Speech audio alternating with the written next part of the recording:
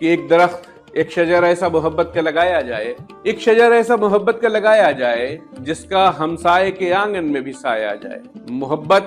جو ہمیشہ اس دنیا کو فتح کرنے کا جذبہ رکھتی ہے، ان تینوں جوہروں سے آپ دیکھیے گا کہ ہر کامیاب انسان سرابور ہے۔ تو میں بتانا آپ کو یہ چاہ رہا ہوں کہ انسانی زندگی ہمیشہ سے جس مثبت پیغام کو، جس پازیٹیو ایٹیٹیوڈ کو لے کر کے چلتی رہی ہے، اردو زبان اس کی ایک بڑی سفیر ہے۔ دن ایک ستم رات کرو ہو، وہ دوست ہو دشمن کو بھی تم مات کرو ہو، اور دامن پہ کوئی چھینٹ نہ خنجر پہ کوئی داغ، دامن پہ کوئی چھینٹ نہ خنجر پہ کوئی داغ، تم قتل کرو ہو کہ کرامات کرو ہو۔ اردو والے جب اپنے بچوں کو ڈانٹتے بھی ہیں تو کہتے ہیں کہ دیکھیے آپ باز آ جائیے ورنہ آپ کو ڈانٹ پڑ جائے گی۔ اردو کی وہ تمام خوبصورت باتیں کریں گے جو انسانی زندگی کو، انسانی ہنر کو، انسانی تاریخ میں محبت کے پیغام کو جو آگے بڑھاتی ہیں، ہم وہ گفتگو بھی کریں گے۔ اردو اڈا کے شائقین کی خدمت میں فیاض فاروقی کا آداب۔ دوستو، ایک بڑا طویل عرصہ ہو گیا ایک نیا ویڈیو آپ کے سامنے پیش کیے ہوئے۔ زندگی کی مصروفیات اور دیگر تمام چیزوں میں مشغولیت نے آپ سے دور رکھا۔ دوستو، آپ کو یاد ہوگا جب ہم نے اردو اڈا کی شروعات کی تھی، اس وقت ہم نے بات کی تھی کہ ہم آپ کے ساتھ لگاتار اردو کے فروغ کے بارے میں، اردو کی ہسٹری کے بارے میں، اردو کی نشو و نما کے بارے میں آپ سے گفتگو کریں گے اور اس کی گنگا جمنی تہذیب کی بات کریں گے۔ ایک بار اس زبان کو اس کی صحیح شکل میں سیکھنے کی کوشش کریں گے، جس میں خاص طور سے اس کی اسکرپٹ کا بیان، اس میں اس کا رسم الخط فارسی ضرور ہے پر اس کی روح ہندوستانی ہے۔ ہم نے آپ سے تب بھی ذکر کیا تھا کہ اس سرزمین پہ آنے کے بعد اس زبان نے اپنی پچھلی زبانوں کے ساتھ رابطہ قائم رکھتے ہوئے ایک نئی تشکیل کی، نئے حروف کو ایجاد کیا، اور اسی سرزمین کی وہ جو تمام پروننسیشن تھے ان کو اپنے اندر شامل کیا، نئے حروف ایجاد کیے، اور ایک ایسی مکمل زبان کے طور پر وجود میں آئی جو اپنے جذبات کی ترسیل کے لیے، اپنے جذبات کا بیان کرنے میں پوری طریقے سے سکشم اور مکمل ہے۔ ہم نے آپ سے یہ بھی بات کی تھی کہ یہ ایک لشکری زبان تھی۔ باہر سے آنے والے لشکر جب یہاں پر قیام کرتے تھے تو ہندوستان کی زمین پر اس وقت میں بازاروں کا قیام ہوتا تھا، اور چونکہ جو وہاں کی زبان بولنے والے تھے اور جو یہاں کی زبان بولنے والے تھے ان کے درمیان اختلاط ہوا، میل جول ہوا، اور ایک ایسی زبان وجود میں آئی جس کو سبھی سمجھتے ہوں۔ وہ لوگ جو باہر سے آئے تھے وہ بھی، اور جو لوگ یہاں سے موجود تھے انہوں نے بھی ایک نئی زبان کی تشکیل کی، ایک ایسا پیکر وجود میں آیا۔ اور سچ بات تو یہ ہے کہ چونکہ اس میل ملاپ کے ساتھ اس زبان کی تشکیل ہوئی تھی، اس لیے اس کی بنیاد میں، اس کی اساس میں محبت شامل ہے۔ میں آپ سبھی سے گزارش کروں گا کہ آپ اردو لٹریچر کے ساتھ اردو کی جتنی تمام تخلیق ہیں، اگر آپ اس کو اپنے سامنے رکھیں گے تو آپ دیکھیں گے کہ یہ ایک ایسی اکیلی زبان ہے جو صرف پازیٹیوٹی کی بات کرتی ہے، جس میں محبت کے اثرات، محبت کی باتیں، ایک دوسرے کے ساتھ باہمی تعلقات کی باتیں، یہ ہمیشہ اس کے اندر بدرجہ اتم پائی جاتی۔ محبت کی بات کرنے کے لیے میں نے پچھلے دنوں آپ کے ساتھ ایک شعر شیئر کیا تھا کہ ایک درخت ایک شجر ایسا محبت کا لگایا جائے، ایک شجر ایسا محبت کا لگایا جائے جس کا ہمسائے کے آنگن میں بھی سایہ جائے۔ یہ وہ شعر ہے جو پورے طریقے سے اردو زبان کی تشریح کرتا ہے، یہ عکاسی کرتا ہے، جہاں پر انسانی وجود کا قیام ہے وہ ایک دوسرے کی باہمی محبت میں، اپنے وجود سے دوسرے کو فائدہ پہنچانے میں، ایک دوسرے کے ساتھ مل جل کے رہنے میں ہے، اور اس کے پیغام کو یہ بہت مؤثر طریقے سے سامنے لے کر کے آتی ہے۔ میں نے ایک شعر آپ سے اس وقت بھی شیئر کیا تھا، یقین حکم عمل پہ ہم محبت فاتح عالم، جہاد زندگانی میں یہ ہیں مردوں کی شمشیریں۔ آپ دیکھیے کتنا بڑا پیغام ہے انسانیت کے لیے، انسانی جدوجہد کے لیے اور محبت کے لیے۔ 3 جوہر ایسے بتائے شاعر نے، یہ علامہ اقبال کا شعر ہے، میں نے آپ سے اس وقت پوچھا بھی تھا۔ یہ شعر دیکھیں، یقین حکم فرم ڈٹرمنیشن ہے، اپنے آپ پہ فرم بلیو ہے، سیلف بلیو ہے۔ یقین حکم عمل پہ ہم کانسٹینٹ ایفرٹ ہے، محبت فاتح عالم، محبت جو ہمیشہ اس دنیا کو فتح کرنے کا جذبہ رکھتی ہے۔ ان تینوں جوہروں سے آپ دیکھیے گا کہ ہر کامیاب انسان سرابور ہے۔ کبھی بھی کوئی شخص نفرت کی بنیاد پر ہو سکتا ہے کہ وقتی کامیابی حاصل کر لے، پر اس کی کامیابی کو دوام حاصل نہیں ہو سکتا۔ یہ جو میں نے آپ کے ساتھ بات کری تھی یقین حکم عمل پہم کی، یہ ہر ایک انسان کی زندگی کا جوہر ہے جو کامیاب ہونا چاہتا ہے یا جو کامیاب ہوا ہے۔ اسی طریقے سے تو میں بتانا آپ کو یہ چاہ رہا ہوں کہ انسانی زندگی ہمیشہ سے جس مثبت پیغام کو، جس پازیٹیو ایٹیٹیوڈ کو لے کر کے چلتی رہی ہے، اردو زبان اس کی ایک بڑی سفیر ہے، ایک ایسی سفیر ہے جس نے دنیا کے کونے کونے میں اپنی جگہ بنائی اور ہر ایک کے دلوں میں گھر کر گئی۔ اور اس زبان کی جو سب سے بڑی اسٹرینتھ ہے وہ اس کی پوئٹری ہے۔ پوئٹری جو 2 مصروں میں، جسے ایک شعر کہتے ہیں، پوری زندگی کا فلسفہ بیان کر دیتی ہے۔ آپ کو بہت زیادہ اپنی بات کہنے کی ضرورت نہیں ہوتی، جسے کہتے ہیں کہ سمندر کو کوزے میں سمو دینا، کہ چھوٹی جگہ پر کم لفظوں کا استعمال کرتے ہوئے ایک بہت بڑے مسئلے کو، بڑے فلسفے کو بیان کر دینا، یہ اس زبان کی اسٹرینتھ ہے۔ تو میں چونکہ آج آپ کے سامنے اس کا ریکیپ اس لیے کر رہا ہوں کہ ایک بڑا طویل عرصہ ہو گیا، ہم نے آپ کے ساتھ جو گفتگو کی تھی اس کو ریمائنڈ کرانا ضروری تھا۔ میں نے آپ سے یہ بھی گفتگو کی تھی کہ اس کو اردو کے رسم الخط میں پڑھا جانا کیوں ضروری ہے، جس میں ہم نے تلفظ کی بات کی تھی۔ ہم نے آپ کو بتایا تھا کہ کون کون سے حرف ایسے ہیں جس کا خاص مخزن ہے، اور اگر اس کو اس طریقے سے بیان نہ کیا جائے تو زبان کی لطافت اور شیرینی میں فرق پڑ جاتا ہے۔ اور یہ تبھی ممکن ہے جب ہم اس کو اسکرپٹ میں پڑھیں، یہ شکل کی صورت میں ہمارے سامنے آئیں گے تو ہم دیکھیں گے کہ وہ حرف جب کسی لفظ میں استعمال ہوا تو اس کے ساتھ جڑی ہوئی تصویر ہمارے ذہن میں ثبت ہو جاتی ہے۔ میں نے کچھ آپ کو اگزامپل بھی دیے تھے۔ وہ اگزامپل یہ تھے کہ جیسے وقت ہے، واو، قاف اور تے کے ساتھ ملا ہوا،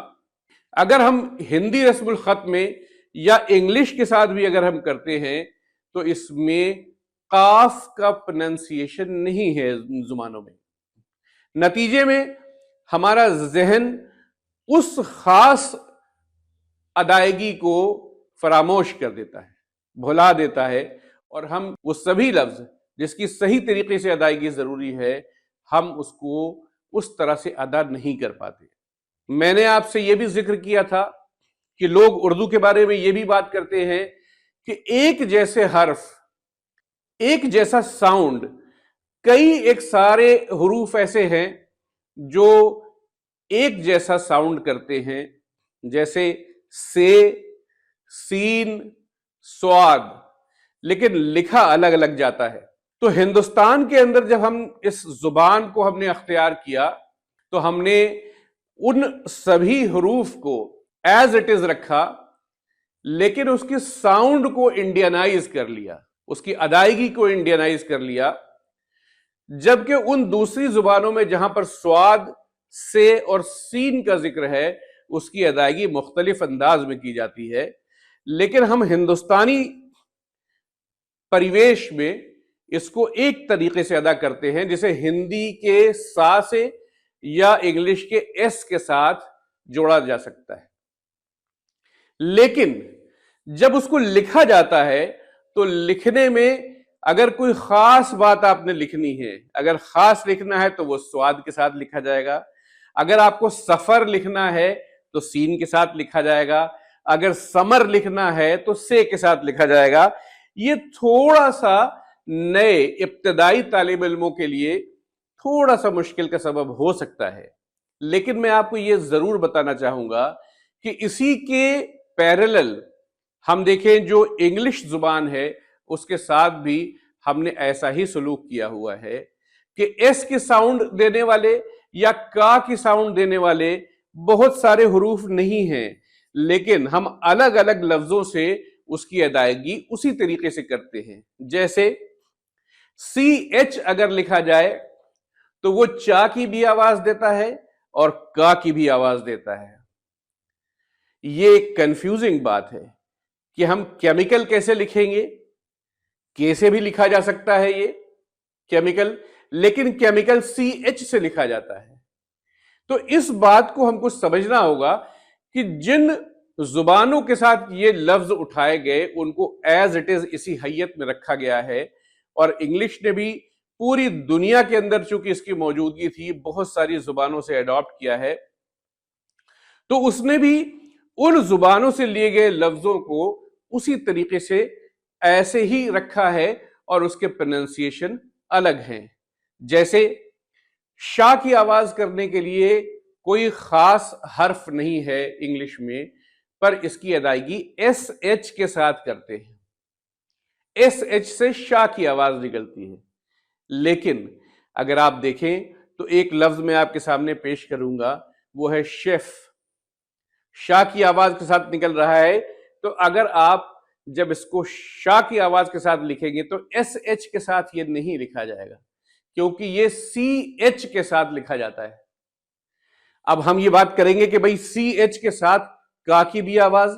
सी एच के साथ हम चा की भी आवाज ले रहे हैं, और सी एच के साथ ही हम शाह की भी आवाज ले रहे हैं। शेफ लिखना हो तो सी एच ई एफ लिखा जाता है, ये फ्रेंच वर्ड है, और इसलिए इस जुबान से जब हमने इसको उठाया तो एज इट इज रखने दिया, और over a period of time इसके तालिब इल्मों ने इसको अडॉप्ट कर लिया, समझ लिया कि ये किस तरीके से लिखा जाता है और किस तरीके से बोला जाता है, और इसके अलग और मुनफरिद लहजे का या प्रोनाउंसिएशन की वजह क्या है।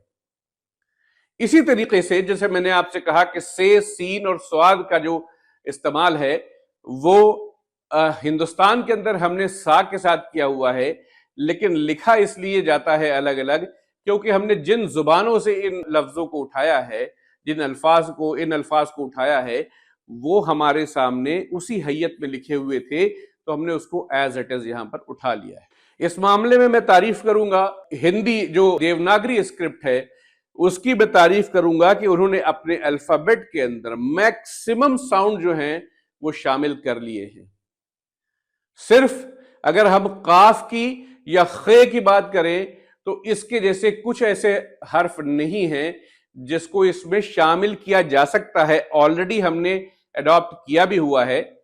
जैसे इस जुबान के अंदर हम खे की आवाज करना चाहें तो खा के नीचे एक बिंदी लगाकर खा की आवाज निकाल लेते हैं। तो अगर इसको वर्णमाला में शामिल कर लिया गया होता और तालिब इल्म इसको वर्णमाला के साथ याद करते तो ये कमी भी इसके साथ दूर हो जानी थी। बहरहाल, तो मैं आपसे ये जिक्र कर रहा था कि इस जुबान को, और बल्कि हर एक जुबान को, उसकी स्क्रिप्ट के साथ पढ़ा जाना चाहिए ताकि उसकी जो डेलिकेट प्रोनाउंसिएशन है उसके साथ सही इंसाफ किया जा सके। तो बहरहाल, मैं चूंकि बहुत अरसे के बाद आपके सामने पेश हुआ हूं, इसलिए मैं चाह रहा था कि मैं इसको आपके साथ दोबारा शेयर करूं, आपके साथ इसका एक मश्क दोबारा कर ली जाए, हम अपने जो सबक है उसको हम ताज़ा कर लें और हम ये देखें कि हमारी जो शुरुआत हुई थी और जहां हम पहुंचना चाह रहे थे तो उसमें हम कहां तक पहुंचे हैं। मैंने आपसे ये भी पिछले दिनों में जिक्र किया था, हमारे कुछ एक वीडियोस सिर्फ और सिर्फ उर्दू के सीखने पर थे, اس میں ہم نے آپ سے یہ کہا تھا کہ صرف 5 گھنٹے درکار ہیں. لیکچر کے 5 ایسے گھنٹے ہوں گے جس میں آپ کو اردو رسم الخط سے واقف کرا دوں گا، اور آپ کو اس کو لکھنے میں کبھی کوئی دقت نہیں آئے گی، اور جب لکھنے میں کوئی دقت نہیں آئے گی تو آپ کو پڑھنے میں بھی کوئی دقت نہیں آئے گی. اسی لیے ان سبھی چیپٹرز کو، جو سبھی ویڈیوز ہیں، میری آپ سے ریکویسٹ ہے کہ اردو اڈا کو سبسکرائب کریں اور اس میں جا کر کے دیکھیں اور اس کو ایک بار اپنی نظروں کے سامنے سے گزار لیجئے تاکہ آپ کی مشق ہو جائے، ریویژن ہو جائے، ایک بار دوبارہ آپ کے ذہنوں میں اس کی تصویر تازہ ہو جائے. آج میں آپ سے بہت زیادہ گفتگو نہیں کروں گا. میں اگلی بار جب آپ کے سامنے پیش ہوں گا تو میں آپ سے جہاں پر ہم نے سبق چھوڑا تھا وہاں سے ہم اس کی نئی شروعات کریں گے، وہاں سے ہم نئی گفتگو کریں گے، وہاں سے نئی بات کریں گے. تو ایک حصہ تو اردو زبان کے ساتھ سیکھنے والا ہوگا، دوسرا حصہ ہم آپ کے ساتھ شیئر کریں گے جس میں ہم نے آپ سے تب بھی بات کی تھی کہ ہم اس کو ڈیفرنٹ سیگمنٹس میں ڈیوائیڈ کریں گے، جس میں ہم آپ کے ساتھ کسی شعر کو شیئر کریں گے اور اس کے خالق کے بارے میں اس سے بات کریں گے. ہم آپ سے اس گنگا جمنی تہذیب میں جن شعراء نے ہندوستانی تہذیب میں کنٹریبیوٹ کیا ہے، اس گنگا جمنی تہذیب کے جو علمبردار شعراء ہیں ان کے کلام سے آپ کو روشناس کرائیں گے. ہم آپ کے سامنے اردو کی وہ تمام خوبصورت باتیں کریں گے جو انسانی زندگی کو، انسانی ہنر کو، انسانی تاریخ میں محبت کے پیغام کو جو آگے بڑھاتی ہیں، ہم وہ گفتگو بھی کریں گے. تو اس میں ہم 2 سیگمنٹ کریں گے. ایک سیگمنٹ تو وہ ہوگا جو خالص اردو سیکھنے والوں کے لیے ہوگا، جس میں جو لوگ چاہتے ہیں کہ اردو سیکھیں، اس کے رسم الخط سے واقف ہوں، ہم ان کے لیے بات کریں گے. اور ایک سیگمنٹ ہوگا جس میں ہم شعر و شاعری کی بھی بات چیت کریں گے،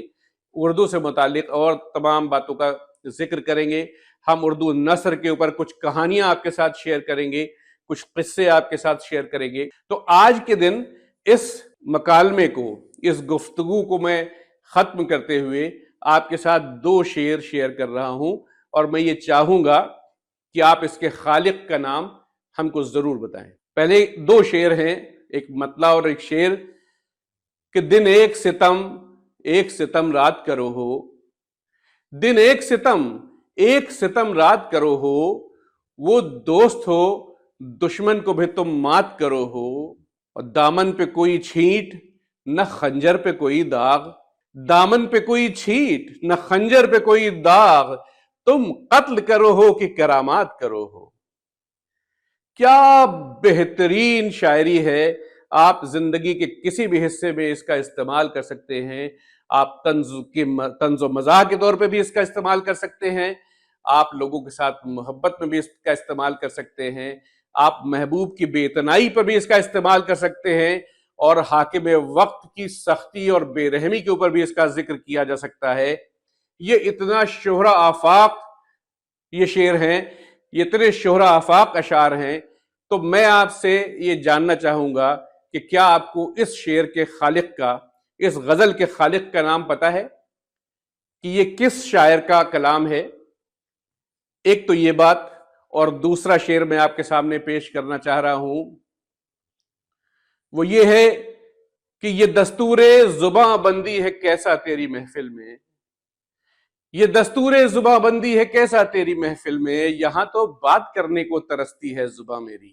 آپ دیکھیے کیا خوبصورت شعر ہے. یہاں پر تہذیب کو سامنے رکھتے ہوئے، تہذیب کو مقدم رکھتے ہوئے آپ جو سامنے والے سے گلہ کر رہے ہیں، اس میں لفظوں کا انتخاب اتنا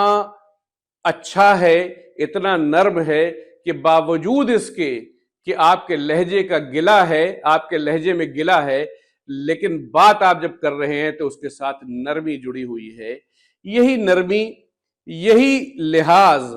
اردو کی تہذیب کا خاصہ ہے، اردو کی تہذیب کا حصہ ہے. اردو والے جب اپنے بچوں کو ڈانٹتے بھی ہیں تو کہتے ہیں کہ دیکھیے آپ باز آ جائیے ورنہ آپ کو ڈانٹ پڑ جائے گی. ڈانٹنے سے پہلے کی بھی تحدید ہے، ایک کوشن ہے. یہ تہذیب حصہ ہے، اردو کی اور جس نے اس کو ممتاز کیا ہے۔ تو آج کی اس بات کو یہیں پر ختم کرتے ہوئے میں آپ سے اجازت چاہوں گا، اور امید کرتا ہوں کہ آئندہ میں آپ کے ساتھ لگاتار رابطے میں رہوں اور یہ ویڈیوز آپ کے ساتھ جلدی شیئر ہوتے رہیں، اور ہم بہتر طریقے سے اردو زبان کے ساتھ ساتھ اپنی ڈیولپمنٹ پر بھی نگاہ رکھیں، تہذیب کی بھی پاسداری کریں، اپنی زندگی میں بہترین اصول اتاریں، اپنے بہترین اخلاق جو ہے اس کا مظاہرہ کریں، تاکہ زندگی محبت کے ساتھ، آپسی یگانگت کے ساتھ رواں دواں رہے اور انسانی زندگی کے جو مقاصد ہیں اس کو پورا کریں۔ بہت بہت شکریہ۔